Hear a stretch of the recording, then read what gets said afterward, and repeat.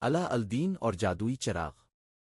بہت زمانہ پہلے کی بات ہے، ایک دور دراز شہر میں ایک غریب مگر نہایت ذہین اور نیک دل لڑکا رہتا تھا جس کا نام علا الدین تھا۔ علا الدین کے والد کا انتقال ہو چکا تھا اور اس کی ماں ایک چھوٹے سے کمرے میں کپڑے سینے کا کام کر کے گزر بسر کرتی تھی۔ علا الدین دن بھر گلیوں میں کھیلتا اور کبھی کبھی چھوٹے موٹے کام کر کے اپنی ماں کی مدد کرتا۔ ایک دن ایک اجنبی شخص شہر میں آیا۔ وہ دراصل ایک جادوگر تھا مگر اپنے آپ کو علا الدین کا چچا ظاہر کرنے لگا۔ اس نے علا الدین کی ماں سے ملاقات کی اور کہا کہ وہ علا الدین کو ایک اچھے کام پر لگانا چاہتا ہے تاکہ لڑکے کا مستقبل سانور جائے۔ ماں نے یہ سن کر خوشی خوشی اجازت دے دی۔ اگلے ہی دن جادوگر علا الدین کو شہر سے باہر لے گیا۔ وہ اسے ایک سنسان وادی میں لے گیا اور زمین کھودنے کو کہا۔ جب علا الدین نے مٹی ہٹائی تو زمین کے نیچے ایک بڑا دروازہ نمودار ہوا۔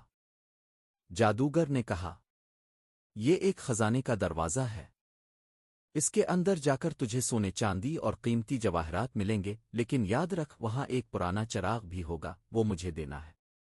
علا الدین نے جیسے ہی دروازہ کھولا تو ایک شاندار غار میں داخل ہوا۔ وہاں ہر طرف روشنی بکھری ہوئی تھی، درختوں پر پھلوں کی جگہ قیمتی ہیرے اور موتی لگے ہوئے تھے۔ علا الدین حیران رہ گیا۔ اس نے اپنی جیبیں جواہرات سے بھر لیں۔ آخر میں اسے ایک پرانا سا چراغ بھی ملا۔ جب وہ باہر نکلنے لگا تو جادوگر نے زور سے کہا، چراغ مجھے دو۔ علا الدین نے سوچا کہ یہ چراغ اتنا پرانا ہے، کیوں نہ میں خود ہی رکھ لوں۔ اس نے چراغ دینے سے انکار کر دیا۔ جادوگر غصے میں آ کر دروازہ بند کر گیا اور علا الدین اندر قید ہو گیا۔ علا الدین رونے لگا۔ اچانک اس نے چراغ پر ہاتھ پھیرا تو اس میں سے ایک بڑا سا جن نمودار ہوا اور بولا، اے میرے آقا، حکم کیجیے، میں حاضر ہوں۔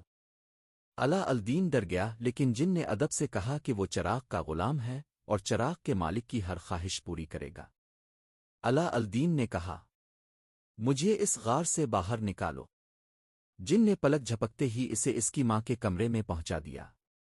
اب علا الدین اور اس کی ماں نے چراغ کا راز جان لیا۔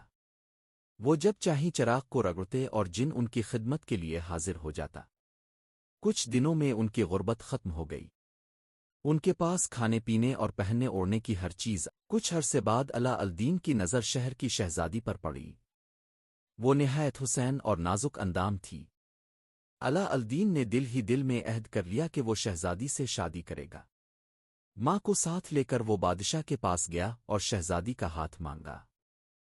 شروع میں بادشاہ نے انکار کیا مگر جب اس نے علا الدین کے بھیجے ہوئے تحائف دیکھے جو قیمتی جواہرات سے بھرے تھے تو وہ حیران رہ گیا اور شادی پر راضی ہو گیا۔ جلد ہی علا الدین اور شہزادی کی شاندار شادی ہو گئی۔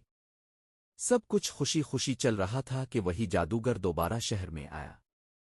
اسے خبر ملی کہ علا الدین زندہ ہے اور چراغ اس کے پاس ہے۔ جادوگر نے ایک چال چلی۔ وہ بازار میں آیا اور کہنے لگا، پرانے چراغ کے بدلے نیا چراغ لے لو۔ شہزادی نے سادہ لو میں علا الدین کا چراغ جادوگر کو دے دیا۔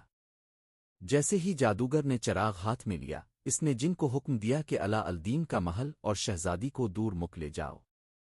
پلک جھپکتے میں محل غائب ہو گیا۔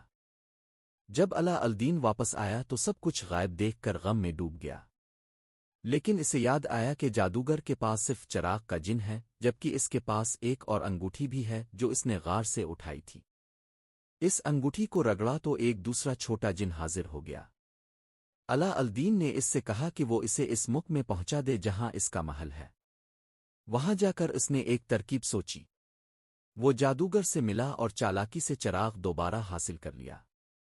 جیسے ہی چراغ اس کے ہاتھ میں آیا، اس نے جن کو حکم دیا کہ جادوگر کو ہمیشہ کے لیے ختم کر دے۔ اس کے بعد اس نے شہزادی اور اپنے محل کو دوبارہ اپنے شہر لے آیا۔ علا الدین اور شہزادی خوشی خوشی زندگی گزارنے لگے۔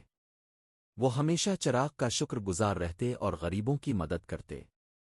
اس طرح علا الدین نے اپنی عقل ہمت اور جادوئی چراغ کی مدد سے ایک غریب لڑکے سے شہزادہ بننے کا سفر طے کیا۔